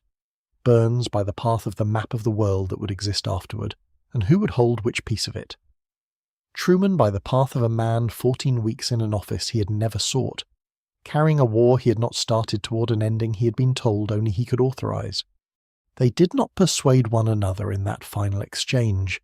They had come already persuaded, each by his own logic, and the meeting was not a debate but a confirmation, the moment when 4 separate certainties recognized that they pointed in the same direction, and that nothing remained but to say so.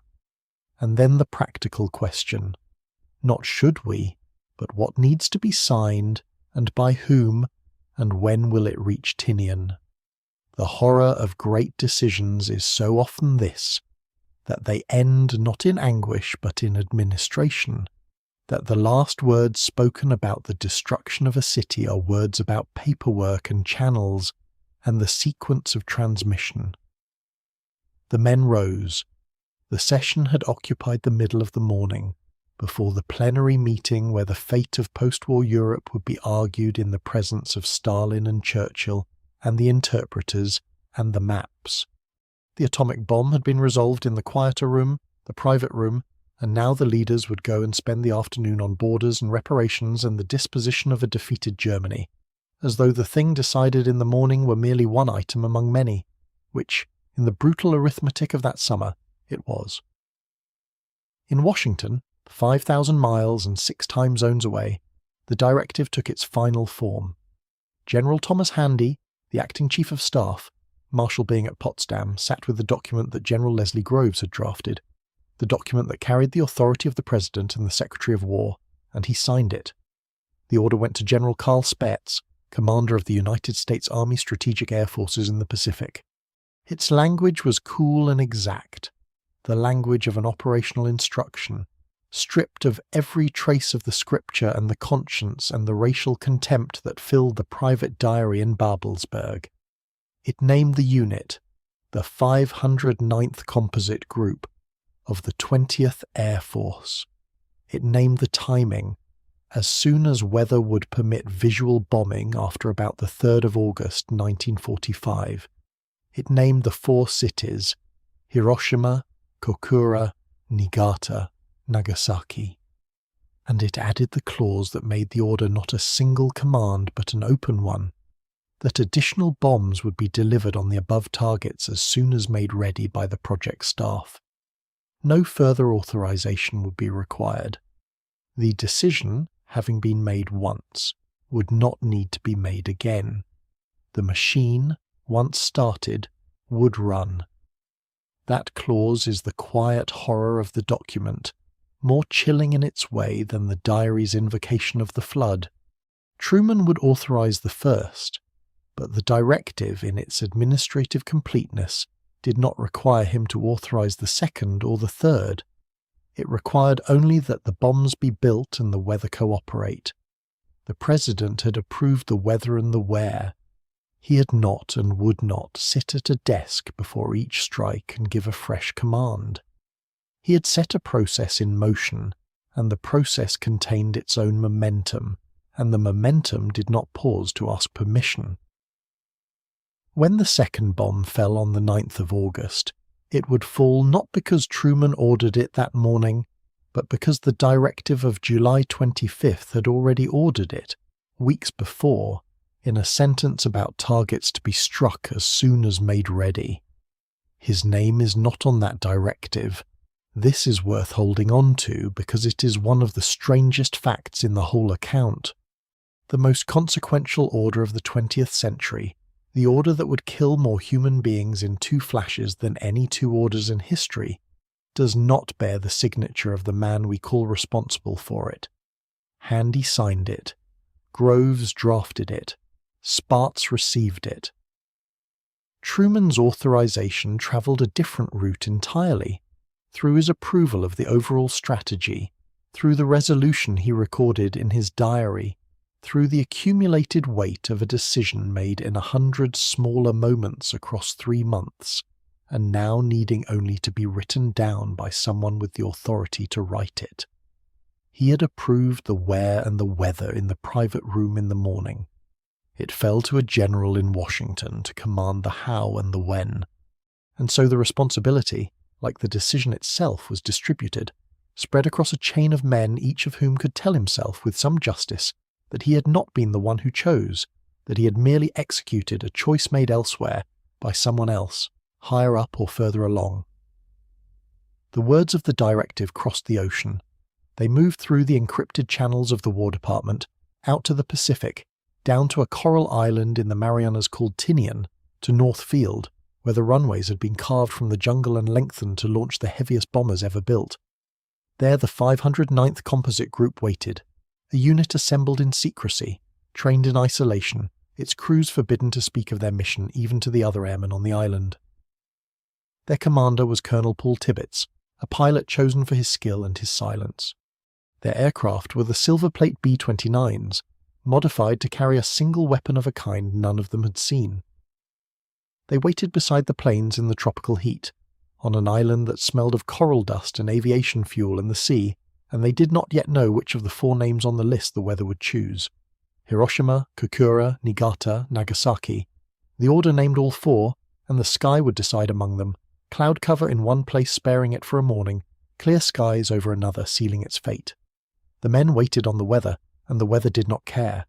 12 days lay between the signature and the morning. 12 days between the pen on the paper in Washington and the flash over a city on the 6th of August. In those 12 days the Potsdam Declaration would go out, and Japan would respond with the word mokusatsu, which its government intended as no comment, and which was translated abroad as contemptuous rejection, the refusal Truman had already, on the night of the 25th, predicted with such certainty. In those 12 days the components of the first bomb would arrive on Tinian, some of them carried across the Pacific by the cruiser Indianapolis, which would deliver its cargo and then, on its way onward, be torpedoed and sunk with the loss of most of her crew, a horror inside the horror, unremarked in the directive. In those 12 days the crews would fly practice missions, and the weather officers would study their charts, and the city of Hiroshima would go about its life. That is the fact the mind returns to, at the end. A city of 350,000 people. The Second Army headquarters, and the military port, and the industries reserved from LeMay's firebombing so that the atomic blast could be measured against something intact. But also the schools, and the streetcars, and the 7 rivers that braided through the delta, and the morning markets, and the children who would be walking to their lessons or labouring in the fire breaks, when the single aircraft came high over the city in a clear summer sky. They did not know they had been chosen. The choosing had happened far away, in rooms they would never see, by men who had never heard their names and never would, in a target committee's clinical criteria, in a casualty projection that counted only Americans, in a diary entry that claimed to spare women and children, while the list that condemned them lay in the next room, in a directive signed by a general who had never set foot in Japan. The decision had crossed an ocean. The city did not yet feel its weight. It would arrive on a Monday morning at 8:15, out of a sky so clear the crew would have no trouble at all finding their aiming point. Return, at the last, to the image where all of this began. The pen, the paper, the man. Through the whole long assembly of the decision, the 83 days of secrets, the gadget in the desert, the arithmetic of Kyushu, the 3 advisors each with his own definition of necessary, the alternatives that did not survive the room, the target list and its clinical criteria, the moral language a man used to bear what he could not bear to see whole. Through all of it, the question had been whether the nib would come down, and now it has. Not Truman's pen in the end, but Handy's. Not on the ceremonial document we imagine, but on the operational one. Cool and specific and utterly binding. The signature is on the paper. The order is moving across the ocean toward the men beside their aircraft, and past them toward the city that does not know its name has been written down.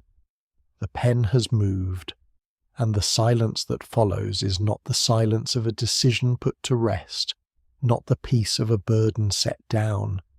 It is the silence of 12 days ticking toward a Monday morning.